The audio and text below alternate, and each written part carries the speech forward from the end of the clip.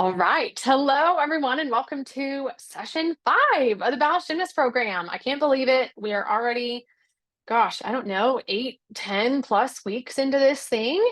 And you guys are one of my favorite cohorts because it's really fun to see just even the small incremental changes that fueling makes, really early in preseason, October, and even just how far your gymnasts have come now. And I know it is not all sunshine and roses. We've got gymnasts with new injuries. We've got gymnasts who just maybe got diagnosed with injuries. We're working through different setbacks or struggles, and it's definitely early. And for some of you, there won't be a season, or for some of you, we're hoping there'll be a season. And needless to say, none of this is a waste of your time. I want to encourage you that everything you're doing to support your gymnast, everything that they're working on, not only is going to benefit them as a gymnast, but in life beyond the sport. So tonight we're going to talk about injuries, inflammation, and nutrition. And your gymnasts are welcome on this call. Obviously, if they're at gym studying for finals, whatnot, they can catch the replay, but they are welcome to this. As promised, we got to talk about recovery nutrition because this is actually the third part of your performance nutrition. Performance nutrition is pre-workout, during workout, or intra-workout, and post-workout. I saved the post-workout or the recovery nutrition for this session just because we had too much to talk about. But recovery nutrition is about the 3 R's. It's about closing that recovery gap, getting enough nutrition to repair the bones, the muscles, the tissues. It's about getting enough fuel to refuel the muscles in the brain, and definitely rehydrating. So in terms of repair, the main building block to help our body repair and recover, at least our muscles, our ligaments, our tendons, is protein. Your gymnast needs enough protein at her main meals to turn on that process of muscle repair and recovery. Adults need 20, 30 plus grams of protein for this process, for that flip to be switched. Smaller, younger gymnasts, may only need 10, 15, 20 grams, right? We say about 0.2 grams of protein per pound of body weight. So if your gymnast is 80 pounds, maybe 15, 16 grams a meal. If they're 120 pounds, maybe 20, 25 grams per meal. We want high quality protein. So all your animal proteins, chicken, beef, fish, pork, dairy, those proteins are absorbed 100% gram for gram, can immediately go to that repair and recovery. The whole point of training is to break the body down, to rip the muscles apart, to tell the body to build back stronger. And we do that at training, we do that at conditioning, we do that often at physical therapy. And the only way the body can build back stronger is number one, if we have enough overall nutrition. That is always number one. Then it's about adequate protein. So I'm just going to be a bug in your ear again of you can get the best protein and enough protein and the right protein at the right times. But if your kid is still underfueled, it's not going to help them like you think it will. And I would say that's a big mistake that people make is they really hammer the protein because they've heard it's so important as an adult, which it is, don't get me wrong. But a lot of the gymnasts we work with, they do get enough protein. Sometimes it's not at the right times, especially breakfast. But usually their bigger issue is just not enough overall nutrition, which is also going to come from your carbs and your fats and other food groups. We like to pair carbs with protein post-workout because your muscles actually do a better job of repairing and recovering when there is some carbohydrate present. And so you'll hear people say that chocolate milk is nature's recovery beverage. Real chocolate milk, not Fairlife chocolate milk that has less sugar, but real chocolate milk has a 3-to-1 or 2-to-1 ratio of carbohydrate to protein. And that carbohydrate is from the milk sugar and the natural sugar or the added sugars. And then there's, 8 grams of protein per cup of cow's milk. And so we actually want a chocolate milk that has some carbs, or if you're doing a Fairlife milk, we want to add something to it because we need, 20, 30 grams of carbs at least with maybe 10 grams of protein or so just to get that muscle repair recovery going.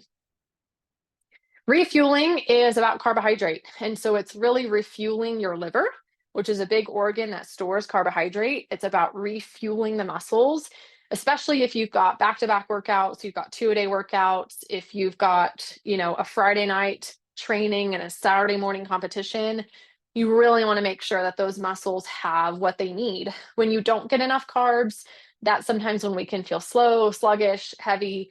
The muscles can just really tire out a lot sooner than they should.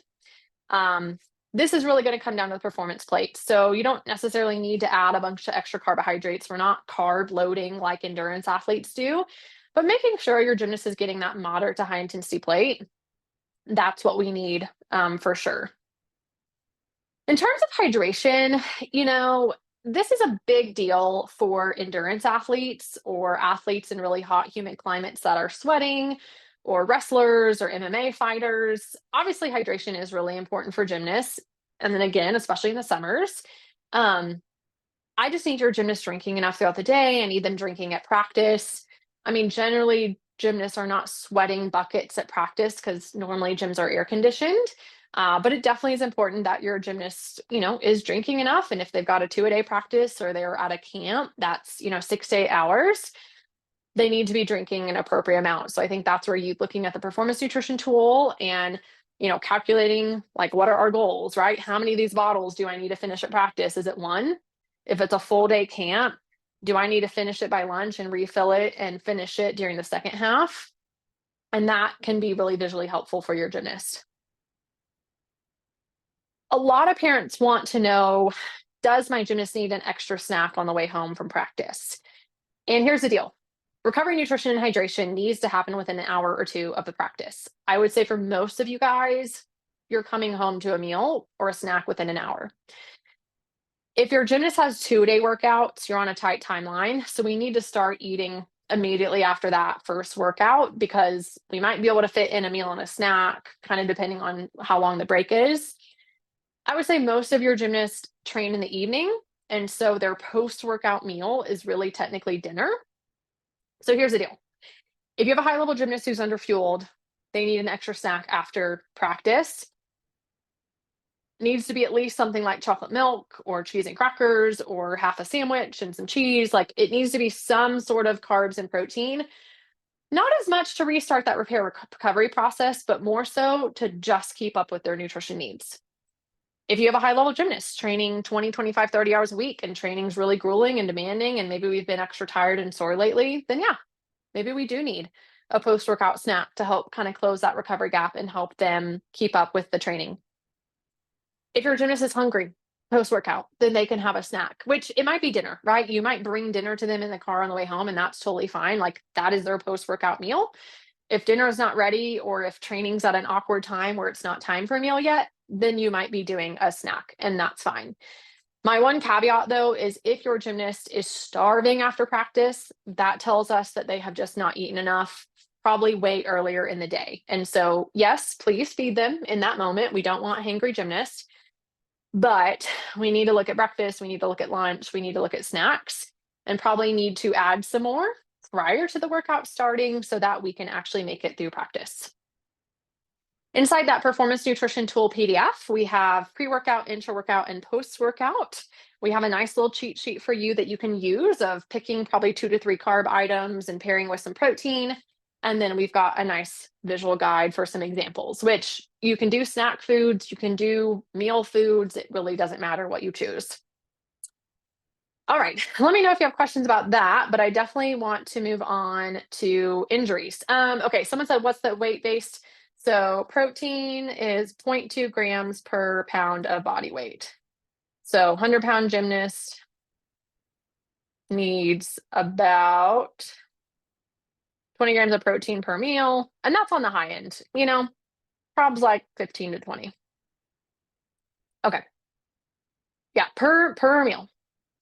All right, let's talk about injuries. So we have a couple different types of injuries. We've got acute injuries, so the sudden traumas, the falls, the sprains, the breaks.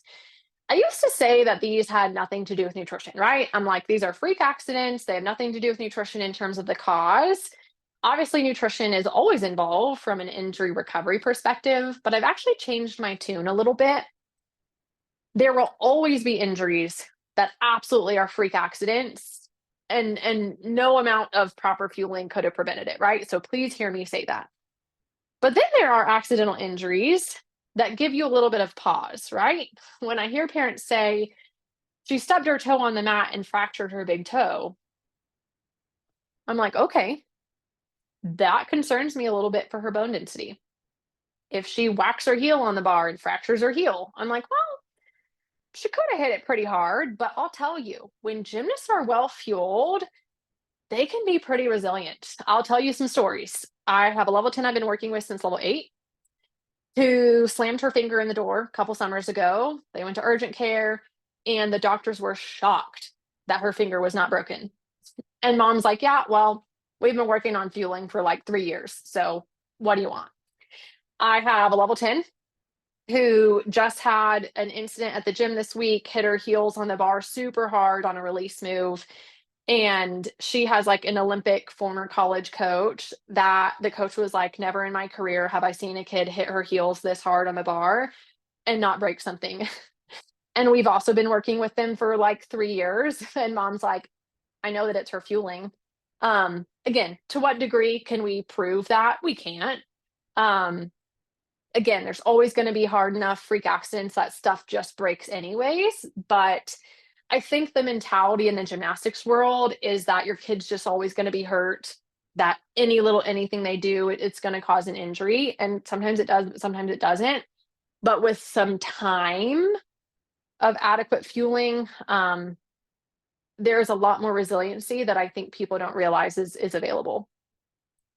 Chronic overuse injuries, there's always more of a nutrition component here because is it chicken or the egg? Is it overuse or is it underfueling and the body can't repair and recover, thus it turns into overuse? The reality is none of us can give you an answer as to what percentage is what. Like what percentage of this injury is overuse and too many reps and too many landings or whatever, and what amount of this is because they're not getting enough nutrition. Anytime I hear of injuries that are poorly healing, stress fractures, stress reactions, just really irritated injuries that just don't seem to be coming along, that usually is a red flag to me for nutrition to at least assess it. If we then look at nutrition and yeah, this kid's not growing, we haven't gotten enough nutrition in years, or yep, like we look at their nutrition and it shows that they're meeting, 80% of their nutrition needs, then yeah, there probably is a strong case for nutrition involvement. And the problem with a lot of these injuries is they pop out of nowhere. And so your kid's like, fine, fine, fine, fine, fine. And then you've got this massive injury on your hand, and you're like, how did this happen? Right? Like she didn't have an accident. She didn't like all of a sudden something just started hurting. And so this is why what we talked about last session and monitoring growth and monitoring nutritional adequacy is so important to really just give your best effort at keeping your kid healthy. None of us have a crystal ball. None of us can bubble wrap your kid and prevent stuff from happening. You can do everything right and stuff is just still going to happen. That's the way it goes. But it's like an insurance policy, right? Like you pay for insurance so that if you have that big hospital stay, you're not paying 100,000 out of pocket. You're maybe just paying 1,000, right? And that's kind of what we're doing here with nutrition. I like to take the root cause approach when it comes to any injury. And so, moving forward, if you're not working with us and your kid gets injured, please come back to us. I tell my clients, if I don't hear from you, I'm going to assume it's going swimmingly well. And so if any kind of injury pops up, please come back. Let's assess your nutrition. Your needs are probably different than when we worked together previously because you're growing and you're older and you're a different level and things are different, right? Let's check back in and make sure that we're not missing something, because if we are missing something, well, what's done is done. We can't change it, but we absolutely can adjust your nutrition moving forward to support your healing, to support your comeback, and to help prevent future injury.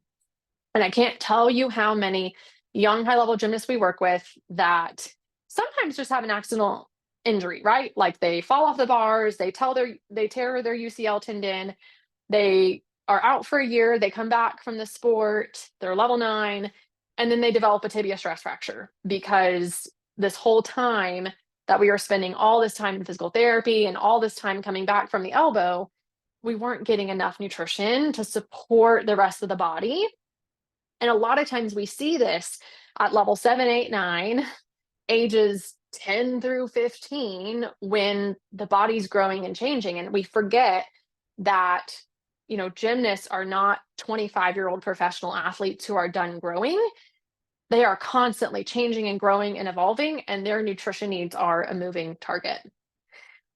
So for us, things that we want to investigate further in terms of nutritional adequacy and growth and probably labs and other things that come up would be any bone related injury, poorly healing injuries, poor growth and development, which is not an injury, but definitely a red flag. And then just constant soreness and fatigue. I met with a client the other day who we've been working together for a while, and she's just in a major growth spurt, and it's just really hard to keep up with fueling.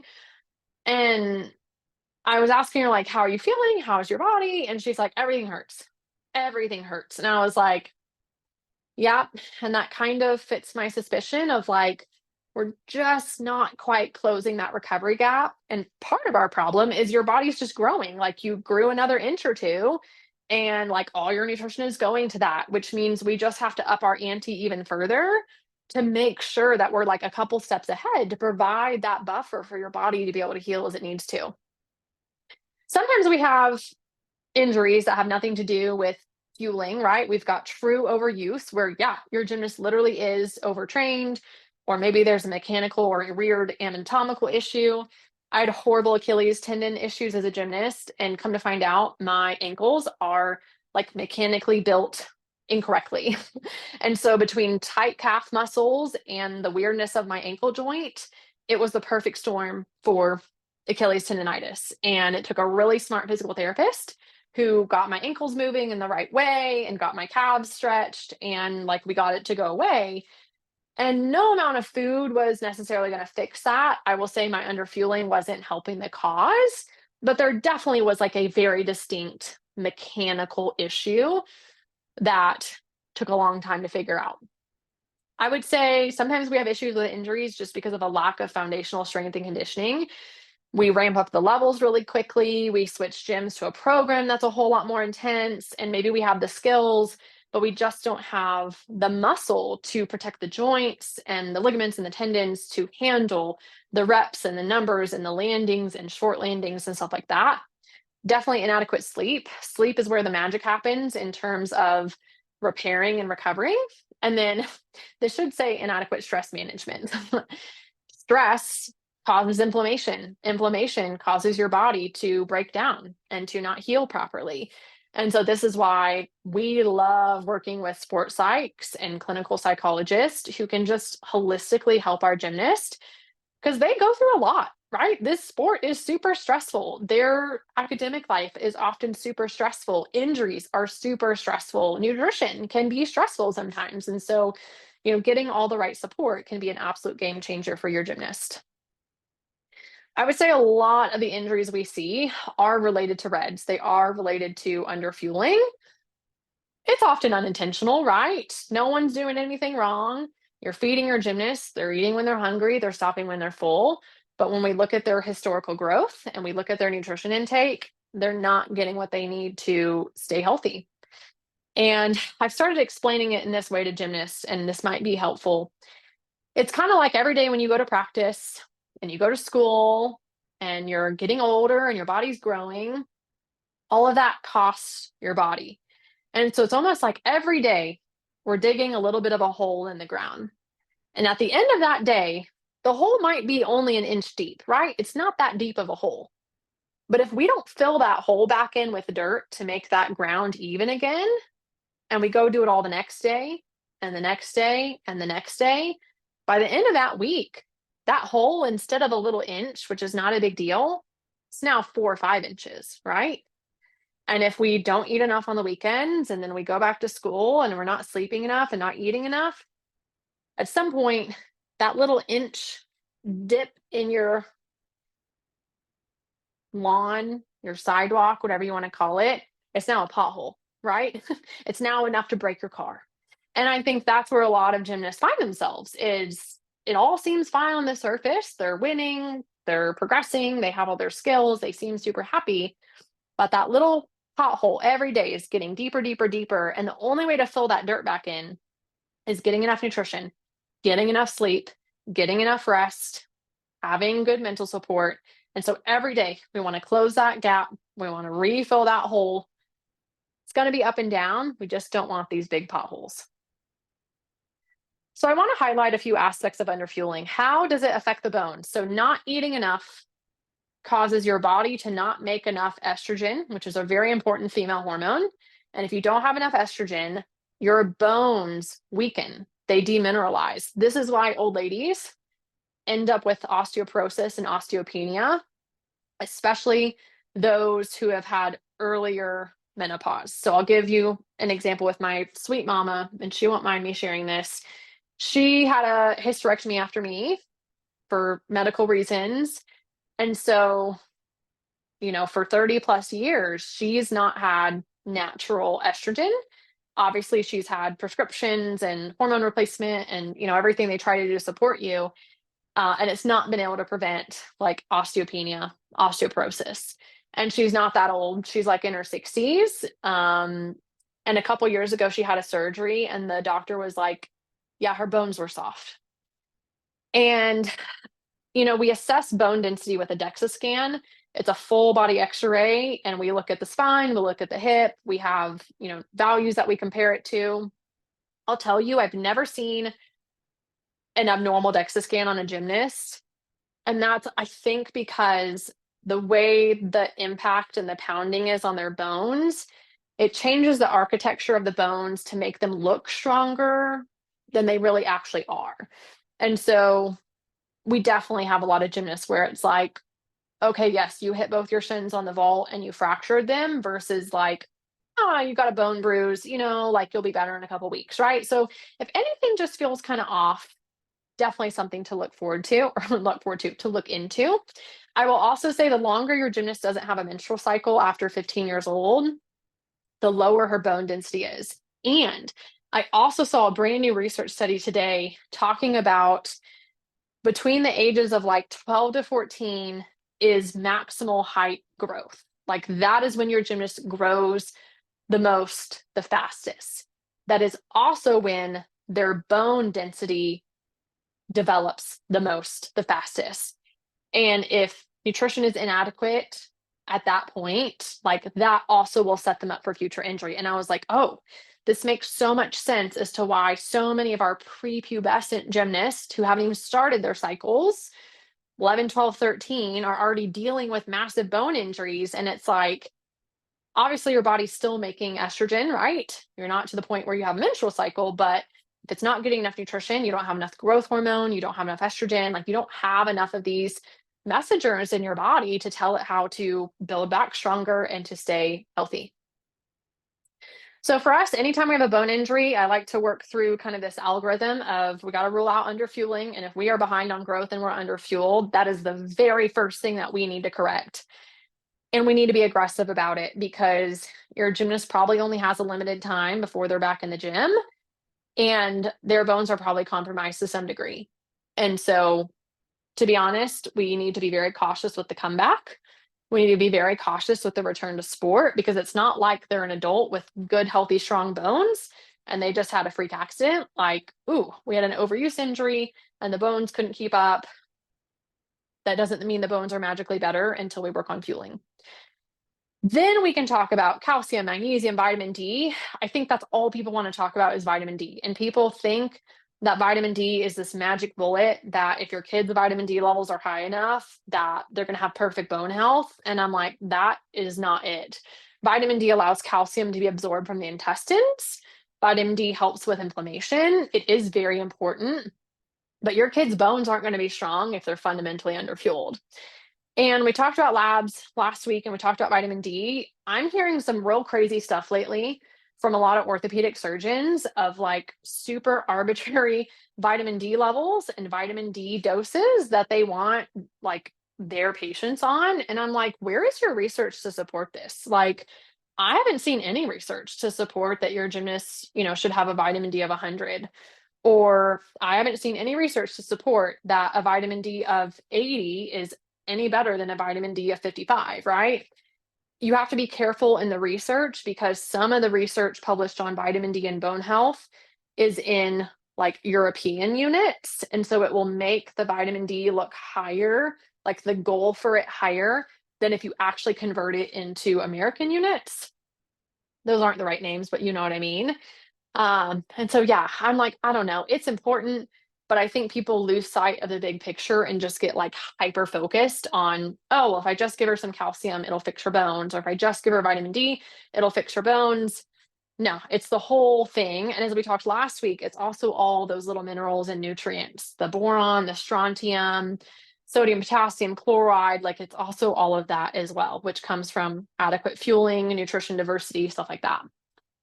When we do have an injury in the setting of underfueling, I really like your physical therapist and your doctor to be aware that, like, hey, we do have some concerns for bones not being as strong as they need to. And we need to take this comeback slower than we would if this was like a typical normal healthy kid. And I know that sounds ridiculous and no one wants to go any slower, but that is the recipe for success if you want to stay healthy. And we see it all the time. We see gymnasts injured, they're massively underfueled, they rush the comeback and they do great for like a couple months and then they're injured again. And if it's not the same injury that happens again, it's a different body part, or now it's multiple body parts. And so sometimes you got to slow down to speed up. And no one wants to hear that. But sometimes that's the only way to get your gymnast off the vicious injury cycle treadmill. Vitamin D, I like at least 40 to 50 nanograms per, should be deciliter, sometimes milliliter. Um, and then yes, growth plates are yeah, in my mind, they're bone injuries as well. I mean, sometimes plate inflammation is because the ligaments and tendons haven't caught up to the bones growing.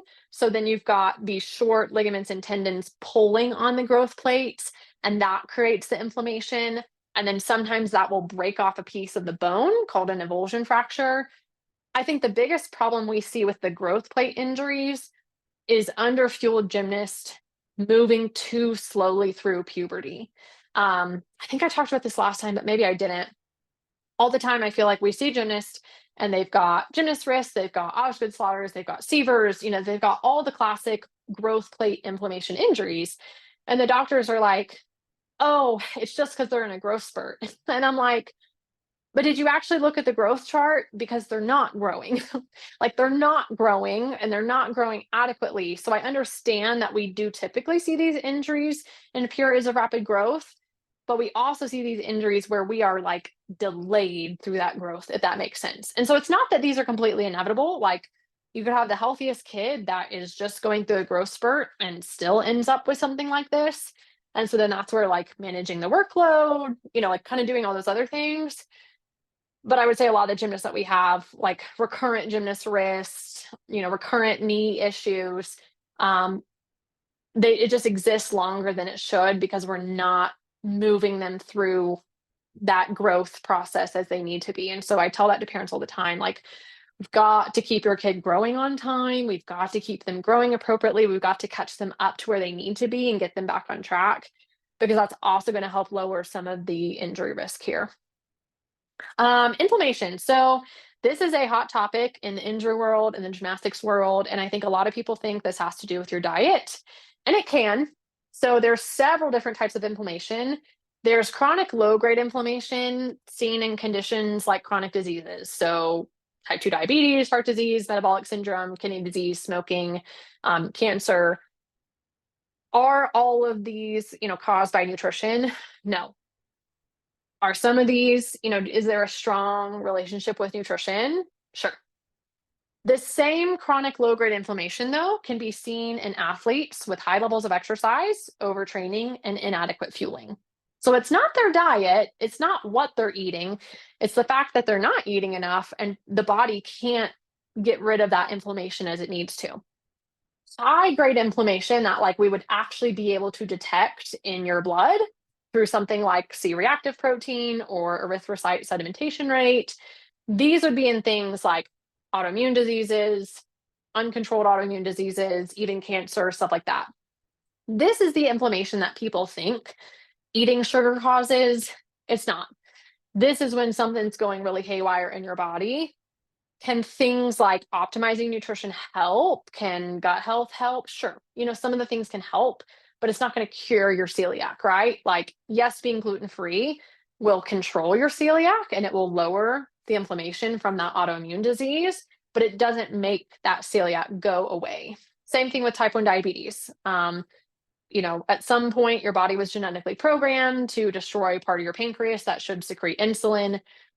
Having the best diet in the world is not going to grow your pancreas back, but managing your blood sugar and eating a well-balanced diet can help to lower some of that inflammation that just unfortunately comes along with chronic diseases. So don't let anyone swindle you that you can get rid of that. Inflammation, though, is not always a bad thing. So when you sprain your ankle and it swells up all big, red, hot, swollen, that's actually your body's way of saying, hey, go over there, do the extra healing to that part. And so we don't want to dampen all inflammation, right? We don't want to be taking excessive amounts of ibuprofen. We don't want anti-inflammatories around training. So a lot of antioxidants like vitamin C, vitamin E. We don't want excessive amounts of those in and around training because we don't want to fully dampen the inflammation because that's part of what tells your body to build back stronger. Obviously, too much can be too much, but typically it's more of a not enough nutrition issue versus a diet quality issue. Obviously, quality does have to do with it, which we'll talk a little bit about. But I would say for a lot of your gymnasts, our bigger problem is underfueling. This chronic exercise-related inflammation, again, seen in underfueling, overtraining, inadequate nutrition. This will cause fatigue, muscle damage, soreness. It's going to limit the body's ability to get stronger and really improve from the training. And so by eating enough, by resting enough, this can help enhance recovery and reduce soreness. I'll tell you, in all my years of practice, I often see gymnast soreness go away with adequate fueling, more so than any amount of omega-3s or turmeric or something like that. Those are obviously advanced strategies that we'll talk about. And if you have the big rocks taken care of and you want to take some turmeric, okay, cool. Is it safe? Is it effective? Right? We can look into that. But don't neglect the boring stuff of just eating enough at the right times, because that's going to get you 95% of the way there. When we do inevitably have an injury, there are several priorities in terms of nutrition. We always want to focus on adequate fueling. And for some gymnasts, this means continuing to eat like they were when they were training because we're trying to catch up with growth. For some gymnasts, this means eating even more than they were eating because we are trying to catch up on growth and healing. In the perfect world, every gymnast would be eating what they need to. And if they were injured, we could scale it back appropriately. But when working with high level gymnasts and with just the lack of awareness around underfueling, it's very rare that I actually would tell a gymnast to eat less than she would eat when training if she's injured. It just really depends on the situation. We do need adequate protein. Again, we talked about that in terms of repair and recovery. Then we can focus on stuff like color, right? Fruits and veggies, anti-inflammatories, herbs and spices. None of these are a magic bullet, though. I feel like there's so many nutritionists that are like, put turmeric in your latte and that's going to cure your inflammation, or just eat some extra garlic and that will fix your inflammation. And it's like, those will help, but to a very, very, very minuscule small amount. It all adds up, but making sure your kid eats enough, that's the bigger concern. I had this discussion today with a parent of sometimes I might need your kid to drink a milkshake in order to get enough nutrition. And I get that your first thought is, oh my gosh, all the sugar and this, that, or the other. And you worry about inflammation and you worry about all this stuff that you've heard and you've read. But when we step back and look at the big picture, it's more important for your child to get enough fuel to be able to grow and to be able to heal than it is to eat the best diet in the world, yet still be underfueled. And it's not all or nothing. I'm not saying that you can't eat healthfully. You just want to make sure that you have your priorities in the right order. And every gymnast is different in terms of their tolerance, their capacity, their preferences, so on and so forth. I absolutely think that you can still enjoy the fun foods when you're injured. And I think helping gymnasts to develop a healthy relationship with food is so, so, so important, because often gymnasts struggle in big ways with food because of how we over restrict them. And then when they're injured, it just compounds the problem. We talked about this. I would say most of the time your gymnast does not need less while injured. Sometimes my older gymnasts who have gone through puberty that have been fueling appropriately, then sure, if they get injured, then yeah, we will adjust their nutrition. Or when my gymnasts go to college and all of a sudden they're training a very different 20 hours a week compared to their previous 30 hours a week, yeah, we might actually adjust their nutrition. And that's appropriate, right? So it really just depends on kind of where your gymnast is, where their nutrition has historically been, so on and so forth. Do I care what your gymnast eats? Of course I do. Right? I'm not saying that your gymnast needs to be drinking milkshakes all day and have cookies all day every day, and that I never want them to have a leafy vegetable. I want most of your gymnast diet to be filled with nutrient dense foods, right? Things with antioxidants, healthy fats, fruits and veggies, high quality proteins, nuts, seeds, whole grains, right? I do want that to be most of your gymnast diet. There's also some foods that give us some extra help with inflammation, things like salmon, garlic, ginger, berries, walnuts. None of those are magical, but they certainly can help. But I still think that there's always going to be room in the diet for the fun foods, and I don't think you need to apologize for that. I don't think it's something you need to feel guilty about. I think your gymnast nutrition has to be sustainable. They have to be able to like what they eat, and they have to be able to do it day in, day out without going off the rails when you're not watching. You know me, I don't like the term clean eating. It's arbitrary. It often implies restriction. And even that feeling of scarcity can drive us to do weird things with food that we wouldn't have done if we didn't feel that threat of not having enough. And so, again, there's nothing wrong with wanting to eat healthfully. Your nutrition as a parent will look very different than your gymnast nutrition. And I think it's just wise to think of, how what you say will land, how it potentially could be interpreted, and making sure that what we're doing is sustainable. The bigger threat to inflammation is really underfueling, because when we don't eat enough, when we don't get enough carbohydrate, that can be inflammatory in and of itself.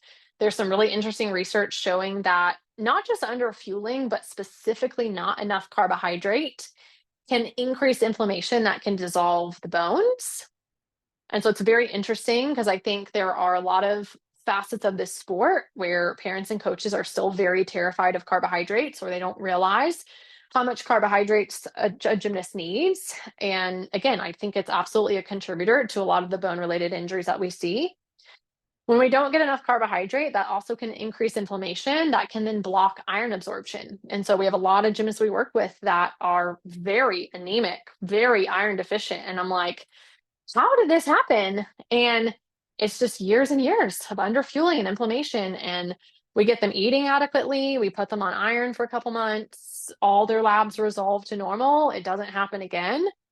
And it's kind of like, okay, well, I guess you didn't have anything weird. Like, I guess you didn't have a GI bleed. Like, I guess you don't have undiagnosed celiac. Like, all the labs for that came back normal. Like, I guess this is just, years and years of the body not getting what it needs and not being able to absorb the nutrition it needs.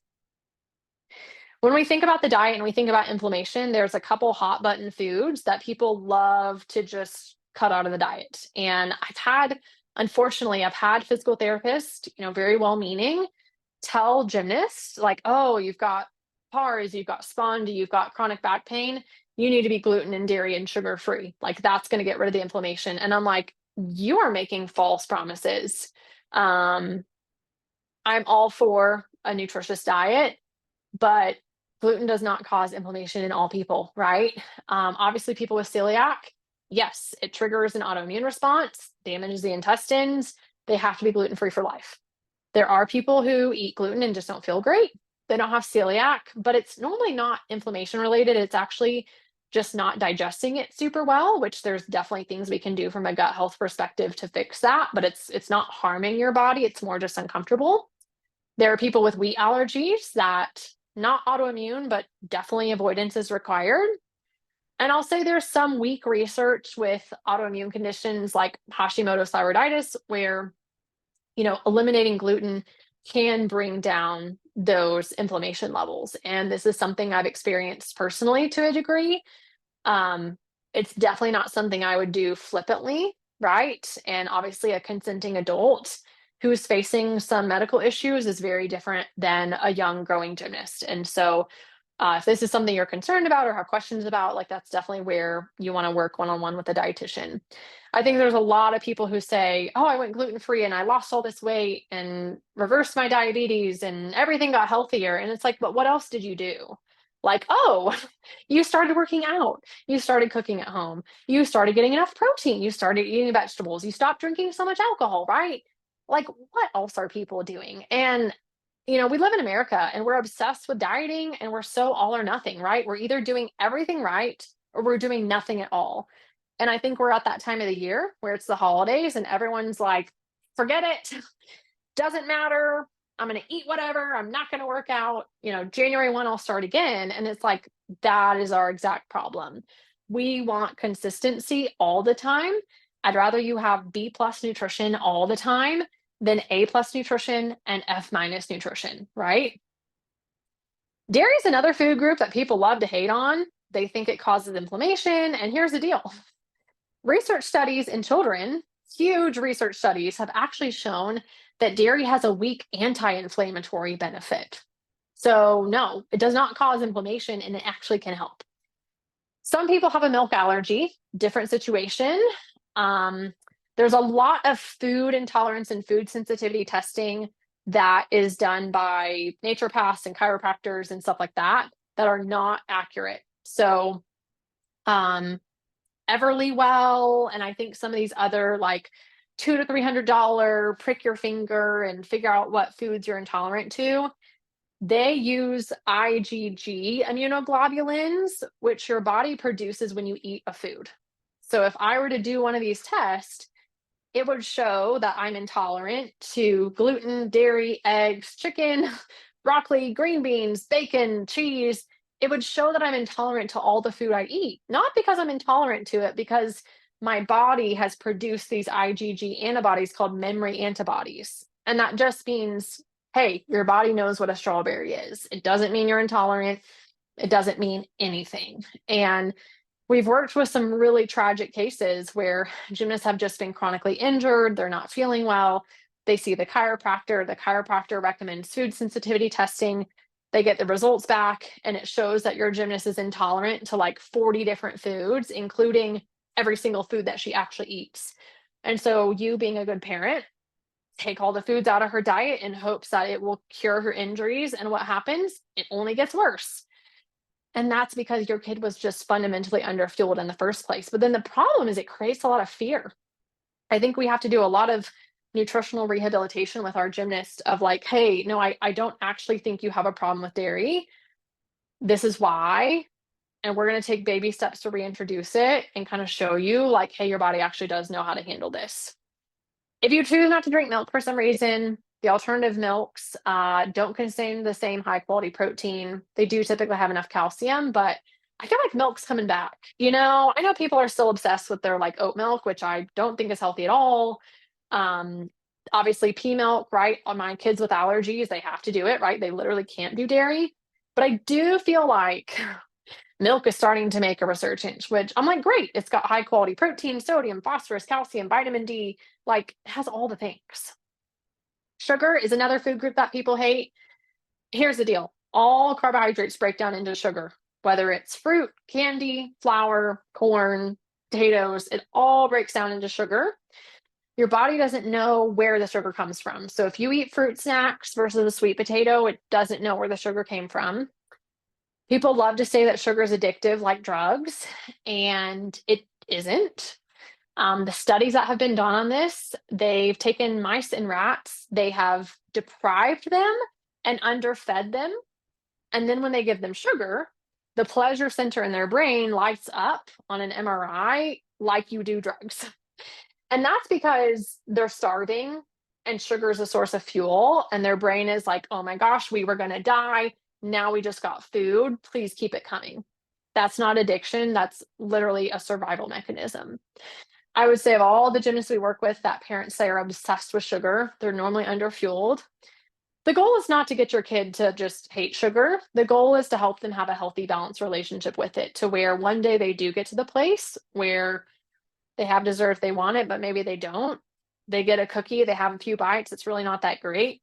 There's no need to finish it because they're not in scarcity. They can go trick or treating and they can eat some candy and enjoy it and feel confident that there will be more candy for days to come. Like that is the long term goal. Am I saying you should give your gymnast soda? Nope. Am I saying that it's wrong to limit added sugars? Nope. Would I buy foods that have a bunch of artificial sweeteners in them? Probably not, right? I'm not afraid of a little sugar in yogurt. I'm not afraid of a little sugar in chocolate milk. I'm not afraid of sugar in a real dessert. I'd much rather have your gymnast eat real high quality foods versus a bunch of diety franking foods that we like don't really know a whole lot about. Oils and fats are another hot topic, especially with shirtless men walking through the grocery store saying that seed oils are going to kill us. Um, the truth is, there has been a dramatic rise in what we call the omega-6 fats. So these are your seed oils, your cheap oils that they use in frying and processing and stuff like that. And this rise does match the increase in chronic disease. We know that the typical American diet has a 10-to-1 ratio of omega-6s to omega-3s, and omega-3s are those really healthy anti-inflammatory fats. Our ancestors probably had closer to a 1-to-1 ratio, so it's more about what can we add to the diet? Can we cook with olive oil and avocado oil? Can we add salmon once or twice a week? Can we add nuts and seeds to some of our snacks? What can we do to increase the portion of those healthy fats? And that's really where the focus should be. Superfoods, I just want to clarify this technical term. People think that these are magical. People think that if they just eat the right amount of turmeric and goji berries and chia seeds, that all their aches and pains and illnesses will go away. That's not true. These are awesome foods. They have a lot of vitamins and minerals. But if you don't want to spend $30 on a bag of goji berries, you can just substitute it with some raisins and you're still going to get some good nutrition. So just don't be duped. This is a marketing term. Same thing with functional foods. I hear all the time dietitians talk about functional foods, and I'm like, do you know what a functional food actually is? The definition of a functional food is a food that's been fortified. So if we add vitamin D to your milk, that is a functional food. If we add calcium to your orange juice, it's a functional food. If we add fiber to your granola bar, that is a functional food. It doesn't mean that this food has like superpowers to do whatever. I want to wrap up and talk about stress and inflammation because I think sometimes in the process of having the best and perfect diet, we can create some unnecessary stress. Everyone has a bucket of stress. You have all sorts of stuff dripping into that bucket under fueling, life stress, psychological stress, relationships, training stress, injury stress, and your body can handle stress. The problem is when that bucket overflows. And how do we keep the bucket from overflowing? We have to have things that let some of the water out of the bucket. Things like eating enough, community, mental support, sleeping enough, recovery, so on and so forth. A lot of our gymnasts facing injuries, chronic diseases, stuff like that, their bucket's overflowing, and we need to support them holistically, not just adequate fueling, but mentally, physically, emotionally, and it goes the same for adults. I don't want your nutrition to stress you out. I know that you parents are having to put more effort into your gymnast nutrition right now. I promise you it will get easier. But I don't want you striving for this perfect diet, fighting all the time, creating excessive stress. If that's what's happening in your household, we definitely need more one-on-one support and also might need some really good psychological support. We talked about labs last time. This is something we prefer to do with you and fully evaluate your gymnast and what's going on. They're great and they provide information, but there's also just a lot more to assess. So we don't do labs on every gymnast. Usually we have bigger fish to fry. And yeah, I definitely would do them under the care of a doctor, while working with a dietitian. Supplements are not regulated. It is the Wild West in terms of supplements. I just saw a report the other day of Nutrafol, the multivitamin that dermatologists promote for hair growth. There was a case study of a woman in her 30s that ended up with a liver injury, like liver failure, because of Nutrafol. And they blamed it on a couple things, but the problem with Nutrafol is it has several proprietary blends. And anytime you take a supplement that says proprietary blend, that means the company doesn't want to tell you what's in there. And I understand from like an intellectual property standpoint that everyone wants their secret sauce and the company doesn't want to give away their trade secret that someone else could duplicate. but you also need to know what your gymnast is taking or what you're taking. And so I stay very clear of anything that says proprietary blend. Informed Choice for Sport and NSF for Sport, these are the two third-party labs that supplement companies have to pay about $50,000 per ingredient to be tested. That way they can say, yes, this product is what we say it is. It doesn't have any banned substances that would test positive on a drug test. It doesn't have anything that's harmful.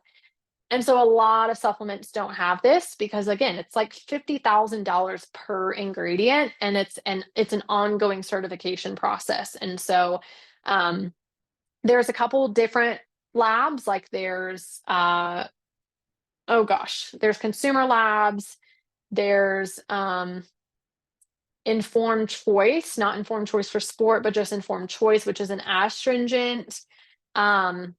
I'm blanking on the name right now, but it is in our handout on injuries and inflammation. USP, United States Pharmacopoeia.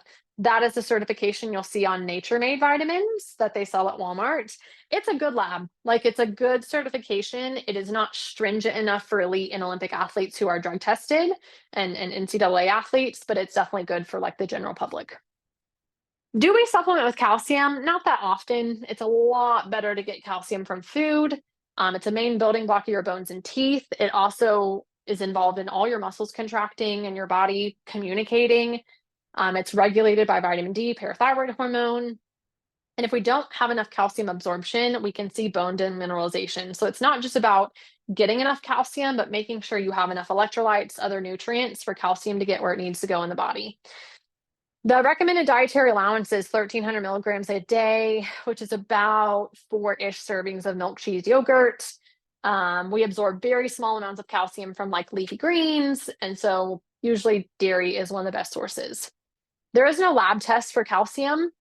You can check a calcium in your blood, but it's so important for your body to stay alive that if you don't get enough from your diet, your body's just going to steal it from your bones to keep your levels stable. So looking at lab work and a calcium level doesn't tell us anything about the adequacy of your gymnast diet. Definitely like some milk, some cheese, some yogurt. If you don't do that, plant milk. Plant yogurts and cheeses do not have added calcium. They honestly don't have a whole lot of nutrition in them. So I definitely would do the real deal if you need to. If you have a sensitivity, like a lactose-free milk or yogurt could be a great option. Cheese is pretty much lactose-free, so that should be tolerated. If it's not tolerated, might be something else or definitely something we need to work up. Magnesium is another important one for bone health, for muscle relaxation. The newest research says that magnesium is actually involved in over 700 different things in the body. It's involved in your body making stomach acid, which helps digest your food, which then helps you absorb your nutrition. It is a natural antacid. It helps your muscles relax and to function properly. It's very important for vitamin D absorption, for stress. I mean, literally all the things. There is a lab test. There's a couple lab tests for magnesium. Normally they'll be normal. We do have research showing that 60% of adults don't meet their daily magnesium needs, just like the bare minimum. And we also have research showing that athletes often are depleted inside their bodies from magnesium. And so the bare minimum for females ages 9 to 13 is 240 milligrams of magnesium per day. For 14 to 18, it is 360. Sometimes gymnasts meet 100% of this through their diet, especially if they're eating enough and they have a very balanced diet. Other times, if they're underfueled or super picky eaters, they're maybe only meeting like 50% of this. We get magnesium from things like fruits and veggies, seeds, pumpkin seeds, kidney beans, bananas, cashews, brown rice, cocoa powder, whole grains, oatmeal. If you like any of these foods, hey, let's work to include more of them in our diet. Sometimes we'll recommend a magnesium supplement, definitely if we have some constipation going on, especially while we're working on adequate fueling, which is usually the bigger fix for constipation. Sometimes if there's really high stress going on, if we're having trouble sleeping, if we're having just trouble with recovery, or we're just wanting to do everything possible to, keep us at the top of our game. Magnesium glycinate or malate tend to be the better forms of magnesium to use.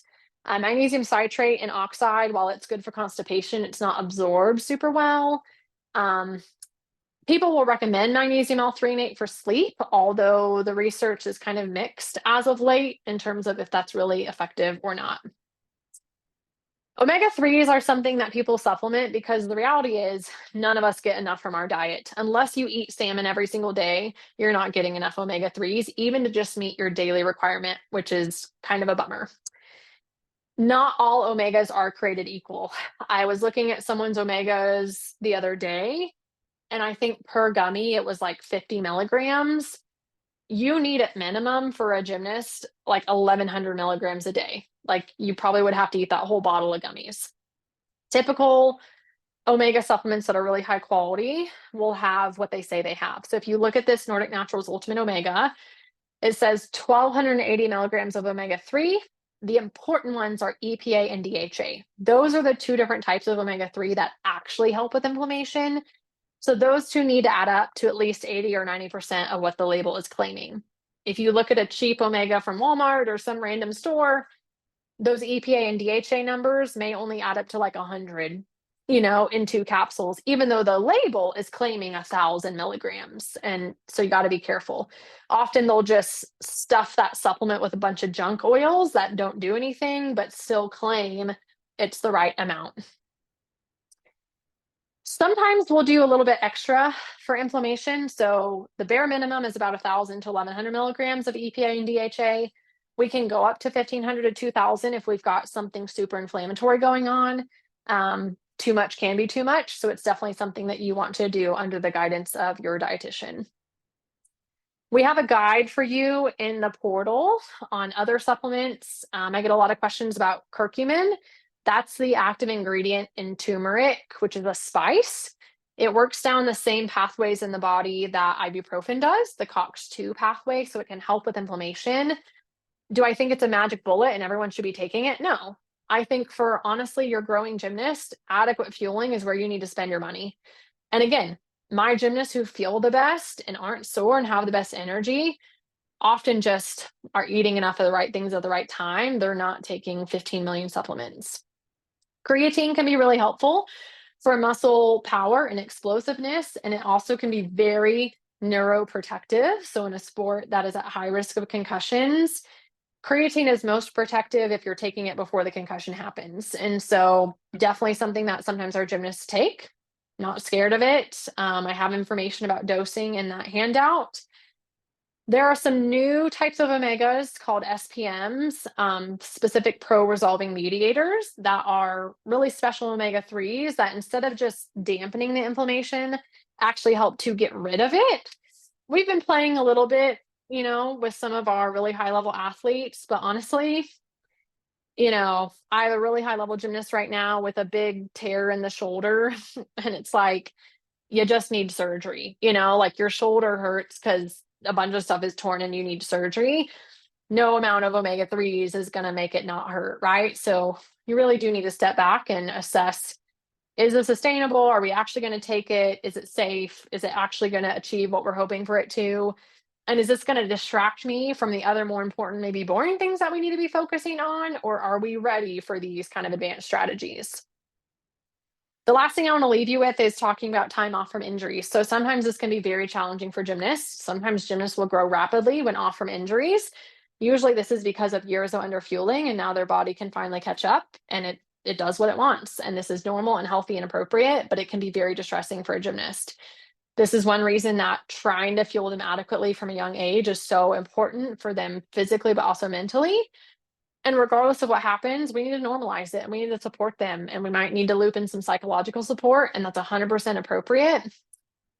Oftentimes with injuries, we actually need to double time it with nutrition because we're already behind, and that has contributed to the injury. And so we definitely want to make sure we're on the right path. We know where we are, where we need to go, and support our gymnasts throughout the whole process. In summary, you should question every injury or performance struggle. Again, some of them have nothing to do with nutrition. It is not something I can fix, and that's okay.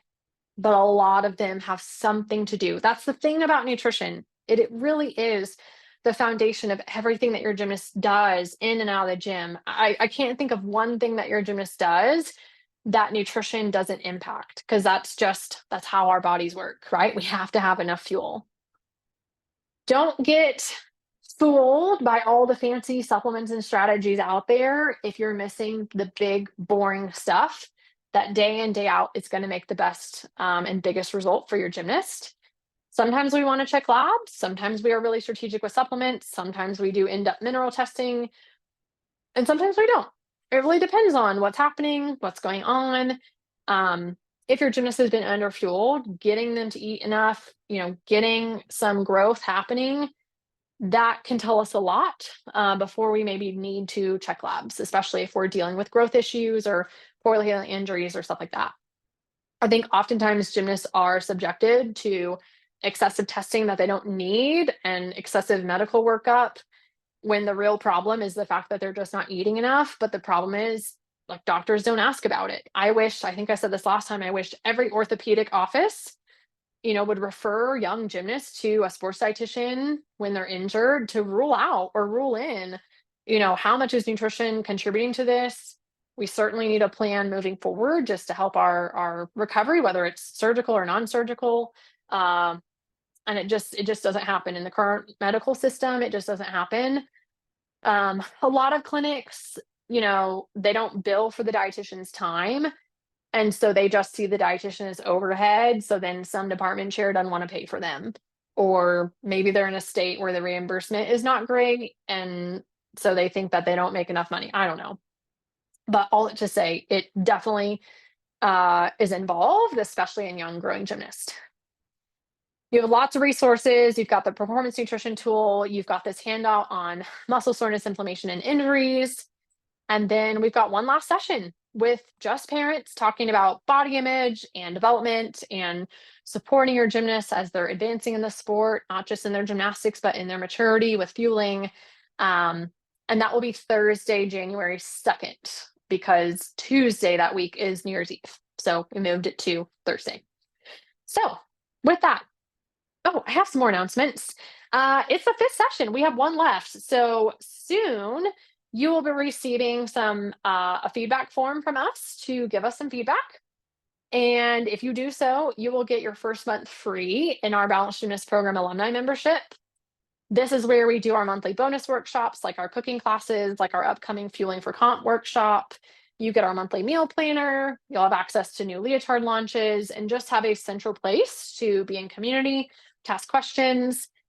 This is ever evolving. So we're currently evaluating this right now and gathering feedback. And we're always gathering feedback on the program because, every cohort, we do things a little bit different because we want to make sure that it's the best possible. So you will get an email soon with more information, but we still have a couple weeks left. All right. With that, I want to hear your questions. I think I've answered all these in the chat. If you have any others, drop them in the chat. If you just joined us, drop your email in the chat. We're going to do, I think we're going to do a leotard giveaway. I think that's one out, which is fine. We'll do a swag box giveaway next time. So leotard it is. And if you've already bought a Leo, I'll just reimburse you if you happen to win the giveaway. So drop your email in the chat if you haven't put it there. And we will spin the wheel tomorrow morning when I give Laura all of your email addresses. Thank you for being here. Oh, actually, I lied. If you're watching the replay, you have until Friday to watch the replay and then tell us you watched the replay, and we will enter you in the giveaway. Because I know some people can't make it because of holiday parties and other commitments and stuff like that. So yes, don't worry if you're watching the replay, and hopefully you watched it till this point. Daily goal for protein. So we typically do like 1.5 to 1.7 grams per kilo. I'm constantly flitting between metric and standard because most of medicine is metric. So if your gymnast is 100 pounds, that's 45 kilos times 1.5. That's 68 grams of protein. So probably about 0.7 grams per pound per day. So probably 0.8, 0.9.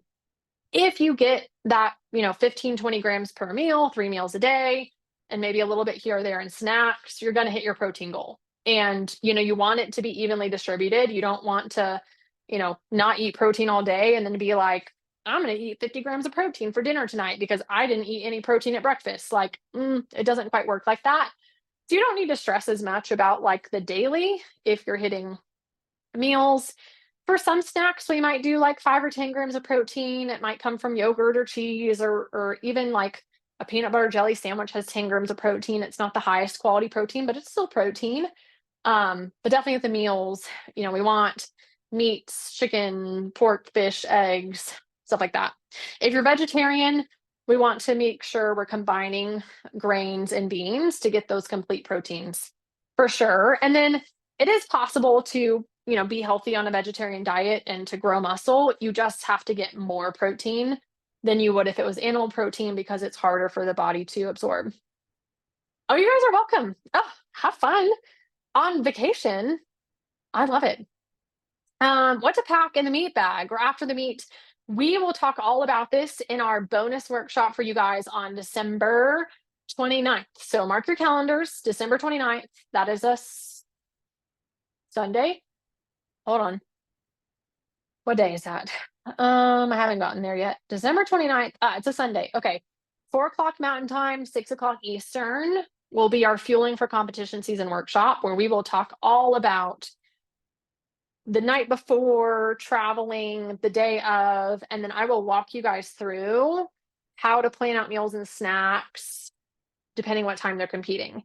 We've given you access to the workshop from last year because I know some of your gymnasts are already competing and you're super eager and don't want to wait. So if you go to the portal under programs, it'll be under your bonuses. And then you also have our like eating out on the go guide. Definitely attend it live, especially if that's better for your gymnast to be more engaged. And I always do things a little bit differently. So who knows what I'll say this year. But yes, all that information is there and we will dive into it. Is collagen powder good to take? Great question. I have a little blurb on it in our inflammation handout. Collagen is a protein. It's not a complete protein. It is not really great for muscle building, but it is helpful for soft tissues, for ligaments and tendons. There's actually some new research with it and bone density, shockingly, and joint mobility and even joint pain.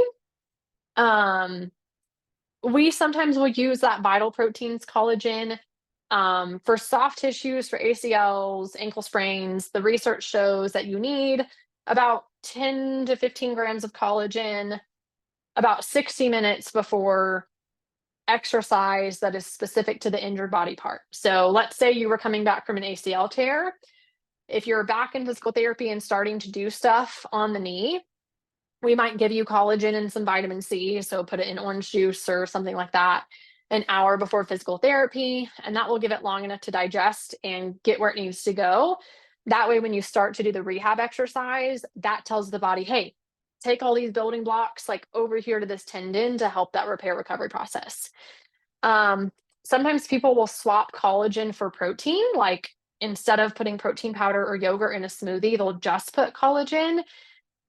And I'm like, ooh, don't do just that. Like maybe a little bit of both or really just some whey protein. Because again, it's not great for muscle building, but definitely kind of some other uses for it. But again, it's kind of one of those things that if your kid's not eating enough overall, if they're not eating enough protein, if they're not getting high quality protein, like no business kind of stressing about the collagen at this point. You can mix it in a lot of stuff. I find that it dissolves really well in hot liquids and it's safe for it. It's great in a smoothie. It's not the greatest mixed into a cold beverage. And so again, it's probably another battle that depending on the athlete, on where they are, what they're interested in, like it may be something we recommend, but maybe not. So yeah, great question. And I will say the bovine collagen is really good for tendons. And then the marine collagen is good for hair, nails, stuff like that. A little research on it with the skin. Again, no magic bullet, but yeah, sometimes appropriate. Good questions. Anyone else? Any other questions, thoughts, concerns? Okay. Drop them in the Facebook group if you think of it. I hope to see all of you at the Fueling for Comp workshop on the 29th, and we'll record it because I know it's still the holidays and I'll be out of town and you might be out of town or have family over, but you'll have it when you need it. We gave you the old one just because, again, I know that some of your kids are competing like super, super soon or already are competing and you just want to dive in, and I love that. Oh, you guys are welcome. Merry Christmas to you as well. You're welcome. And we'll chat later.